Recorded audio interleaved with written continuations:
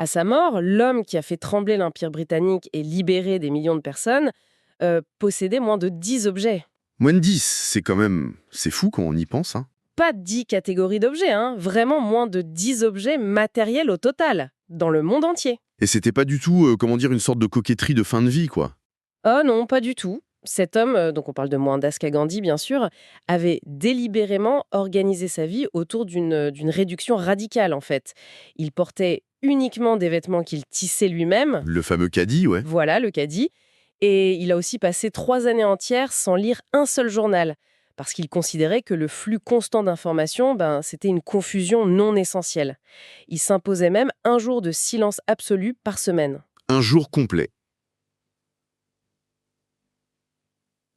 Juste pour couper le bruit. Exactement. Et je commence avec cette histoire parce que jusqu'ici, dans notre exploration, on a surtout décortiqué une mécanique d'optimisation, tu vois. Ouais, on était beaucoup sur la méthode. C'est ça. Comment trier, comment éliminer, comment exécuter sans friction. C'était très axé sur le fait d'agir, sur des tactiques. Mais cet exemple de Gandhi nous pousse soudainement dans une dimension totalement différente. On change d'échelle, carrément. Totalement. On parle plus d'une petite technique d'organisation occasionnelle qu'on fait le dimanche soir, on parle d'une transformation identitaire si profonde qu'elle rend la notion même de distraction ou de gestion du temps complètement obsolète. Et c'est vraiment le point de bascule fondamental.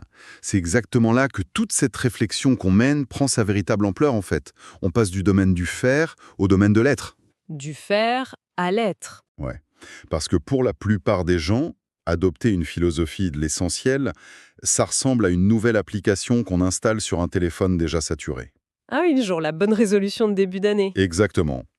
On essaye de l'ajouter comme une tâche supplémentaire à une vie qui déborde déjà. Du coup, on fait du tri pour survivre à la semaine. Mais ce que Gandhi illustre, c'est pas une optimisation d'agenda, c'est un changement de nature. Et les textes de la philosophie antique utilisent un terme très spécifique pour décrire ça. C'est la métanoïa. La métanoïa, c'est un terme ça évoque presque une conversion religieuse, non? Religieuse, philosophique ou même psychologique, ouais. Littéralement, en grec, ça veut dire un changement de l'esprit. Mais dans son acception vraiment profonde, c'est une transformation du cœur. Du cœur, carrément. Ouais, c'est pas juste adopter une nouvelle idée de façon intellectuelle, genre «Ah tiens, c'est un concept sympa». C'est un recablage complet de notre façon de percevoir la réalité.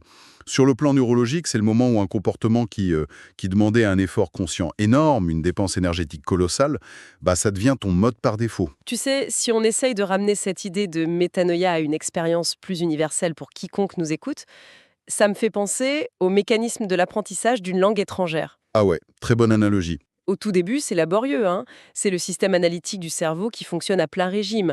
On traduit mentalement chaque mot depuis sa langue maternelle. C'est un effort conscient, ponctuel, épuisant. On est dans le faire. On fait de l'espagnol ou de l'anglais pendant 1 heure. On transpire sur la grammaire, quoi. Voilà. Mais après des mois d'immersion, de friction cognitive, il y a un jour un peu magique où la bascule s'opère. On se surprend à rêver dans cette langue, on n'y pense même plus. Les mots viennent tout seuls. C'est ça, on n'est plus en train de traduire la réalité, on la vit directement dans cette nouvelle structure. On est passé au être, on est bilingue. C'est une analogie parfaite, parce qu'elle explique vraiment la mécanique de la transition. Et ce qui est fascinant, c'est que cette maîtrise de l'essentiel, ce fameux passage de la traduction laborieuse à la fluidité absolue, c'est pas du tout une invention moderne née d'un burn-out dans la Silicon Valley. Non, c'est pas un concept de start-upper. Pas du tout. C'est un vrai fil rouge dans l'histoire de l'humanité. Si on prend le Bouddha, par exemple, qui quitte un palais opulent, il le fait pas pour fuir, il le fait pour éliminer le bruit et trouver une clarté absolue. Ouais. Moïse dans le désert aussi. Exactement, ou Jean-Baptiste.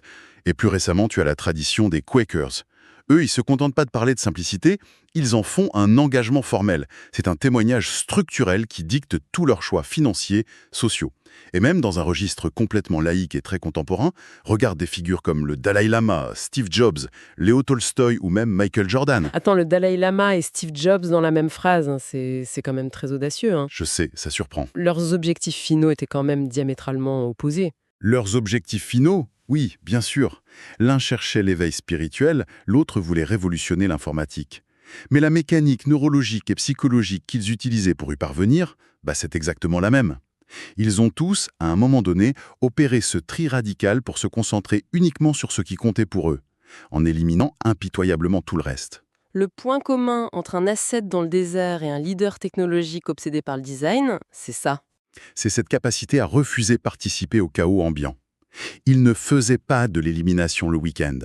Leur identité entière était un filtre. Ce qui amène une question inévitable. Et là, je me fais vraiment l'avocat du diable pour notre audience, qui écoute cette discussion en allant au bureau, par exemple. Vas-y. C'est magnifique de parler de Gandhi ou du Bouddha, mais dans une époque incroyablement bruyante, saturée d'attentes sociales, de notifications constantes, comment on fait concrètement? C'est le vrai défi. Bah oui, dans un monde ultra connecté, répondre immédiatement à l'urgence d'un manager, c'est pas perçu comme une distraction, c'est souvent perçu comme une question de survie professionnelle pure et simple. Du coup, comment on peut inverser cette polarité sans ruiner sa carrière ou s'isoler socialement? C'est l'objection la plus valide qui soit. Franchement. Et pour y répondre, il faut déjà comprendre pourquoi la société récompense autant l'agitation. Pourquoi on valorise autant le fait d'être débordé, tu veux dire? Exactement. Ce culte de la surcharge, cette glorification du fait d'être sous l'eau, c'est une relique, une espèce de gueule de bois de l'ère industrielle. Ah, l'idée que le temps de présence égale la productivité. Voilà. À l'époque des usines de montage, le temps passé correspondait exactement à la valeur produite. Plus tu bougeais, plus tu fabriquais de pièces. Mais aujourd'hui, on est dans une économie de la connaissance. Sauf qu'on a gardé les mêmes métriques d'évaluation.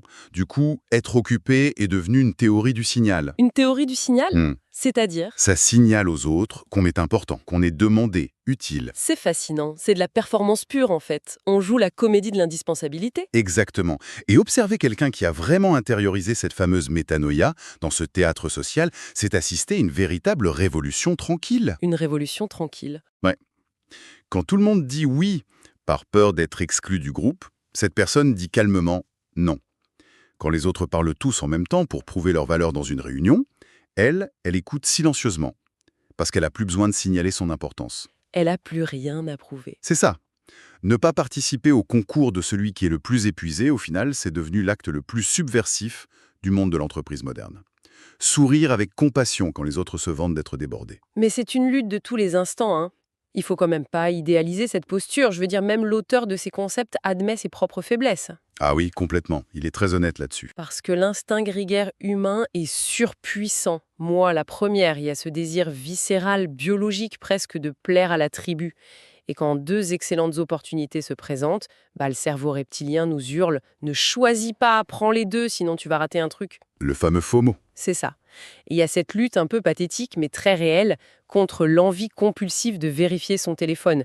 Je me dis parfois que mon épitaphe va lire « Elle a vérifié ses emails ». C'est la peur de tous les professionnels modernes. Du coup, comment on lutte contre cette biologie qui nous pousse à accumuler les engagements?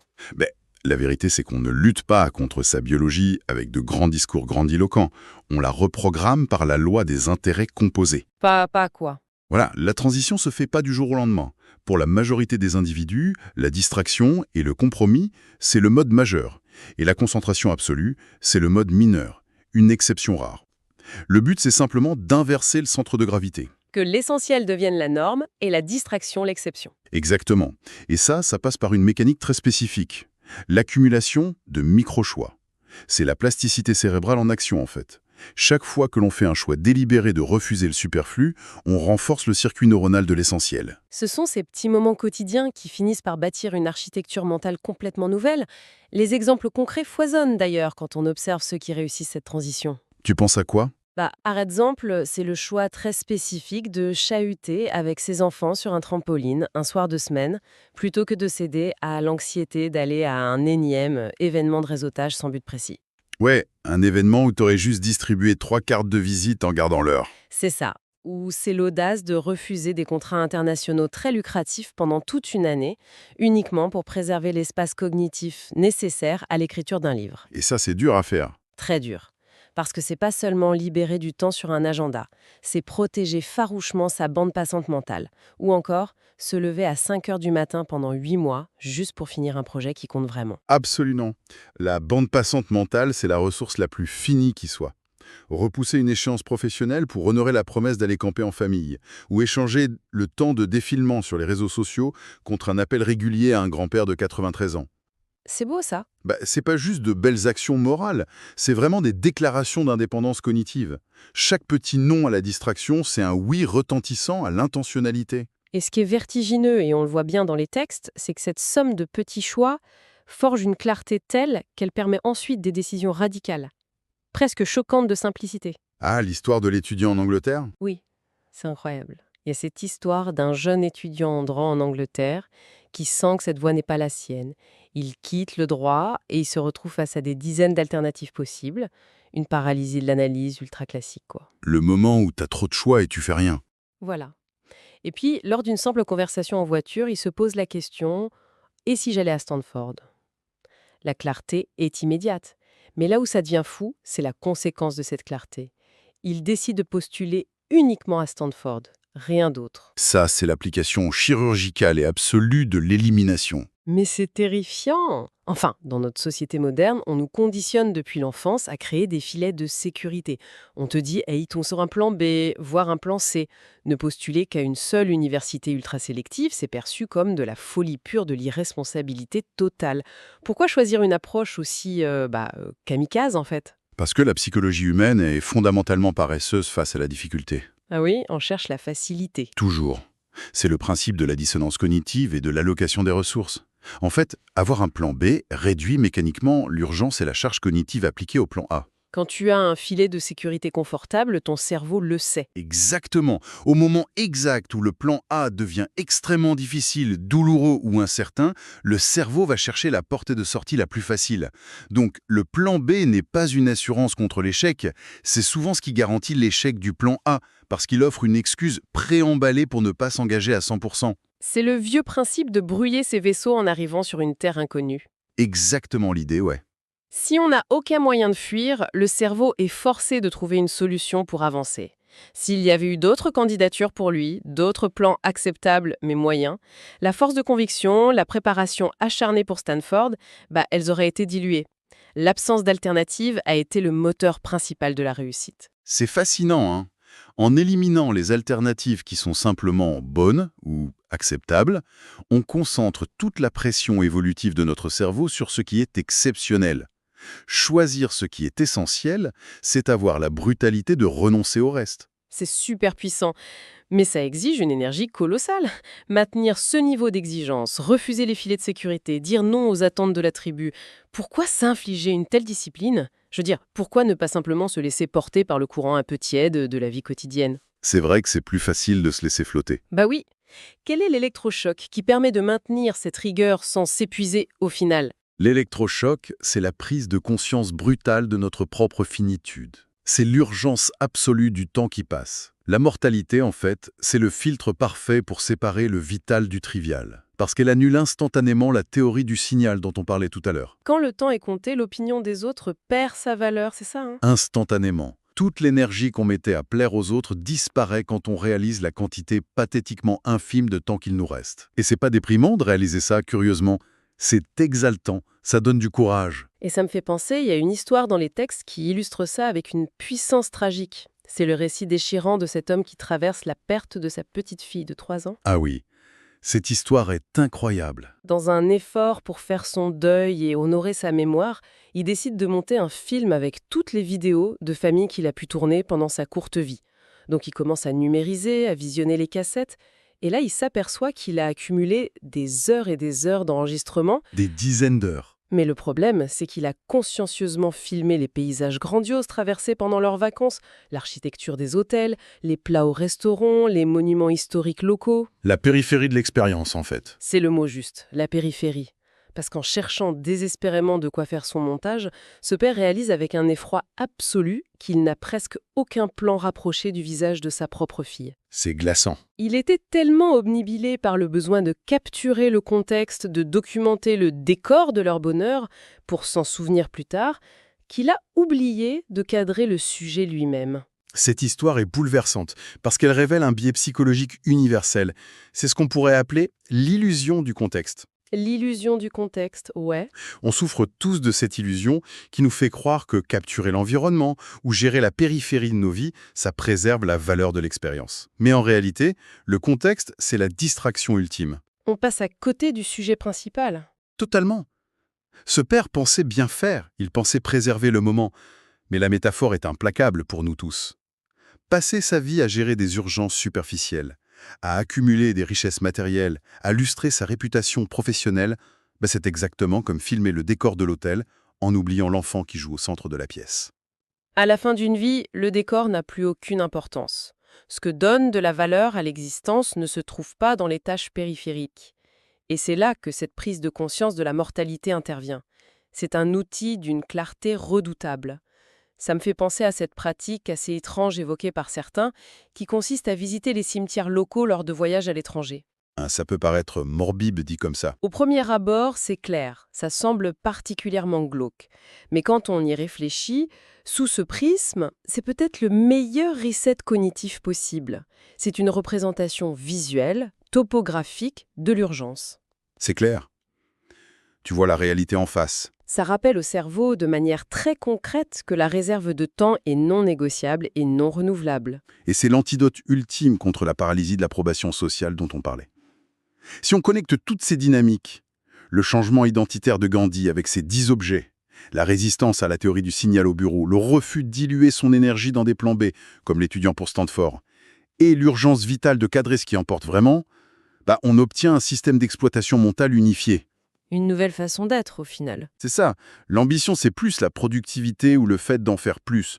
L'ambition, c'est de vivre une existence sans aucun regret. Zéro regret. Ça veut dire qu'à chaque croisement, devant chaque demande d'attention, chaque choix de carrière, la seule et unique boussole qui doit guider le navire se résume à une question de binaire. Est-ce que cela relève de l'essentiel? Si la réponse n'est pas un oui immédiat, absolu et viscéral, l'action à mener, c'est une élimination totale. C'est un cadre conceptuel qui exige énormément de courage, mais qui offre une liberté sans limite. Et je crois que la métaphore de la caméra reste sans doute la lentille la plus puissante pour observer notre propre comportement. Dès la fin de cette réflexion, dans la réalité de nos journées, il nous appartient d'observer ce que nous sommes en train d'enregistrer. C'est une belle image. Sommes-nous en train de filmer frénétiquement le décor pour rassurer la société ou avons-nous l'audace de faire un gros plan sur le cœur battant de notre existence? C'est la question que nous laisse cette réflexion et c'est là que tout commence vraiment à prendre sens.